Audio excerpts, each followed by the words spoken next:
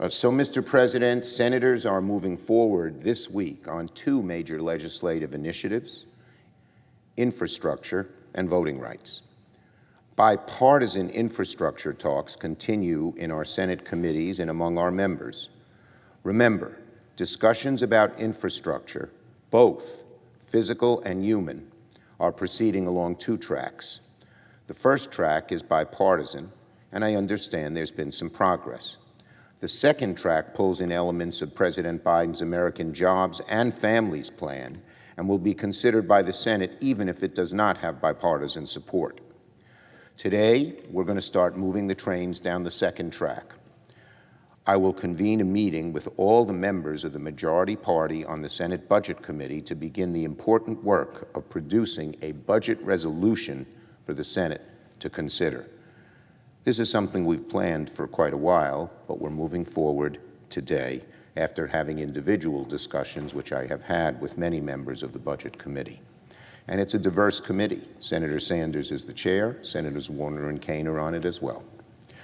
There are many items to discuss, but one subject is not up to debate.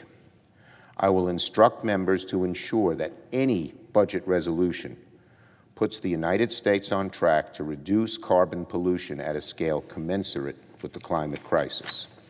We need significant reductions in emissions through clean energy, electric vehicles, as well as funding to help manufacturers and farmers be part of the solution in fighting climate change. The American Families Plan, as well, is essential to the forthcoming budget resolution and must be robustly funded. The Senate will also vote on major voting rights legislation before the end of June. Yesterday, the Democratic caucus hosted a group of Democratic lawmakers from Texas who led the dramatic walkout to prevent the Texas Republican legislators from passing one of the most draconian voting laws in our country. It was a powerful meeting. We heard moving testimony from 5 different lawmakers about the vicious, nasty, even bigoted attacks against voting rights in their state. The actions taken were totally partisan, just like those in all the other legislatures. So the idea that this can have some kind of bipartisan solution befuddles me, because every action taken in the legislatures is done just with Republican state senators, Republican assembly members, with no Democratic participation or input. In fact, the Texas legislators told us they were deliberately excluded from certain meetings and conference committee meetings.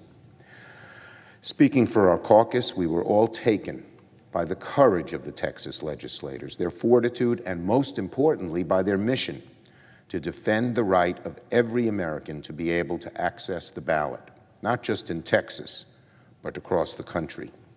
These lawmakers in one state put everything on the line to protect voting rights in their state.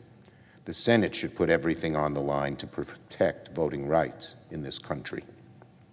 Now, tomorrow, Senate Democrats will hold another special caucus meeting to continue discussing the best path forward to achieve voting rights legislation.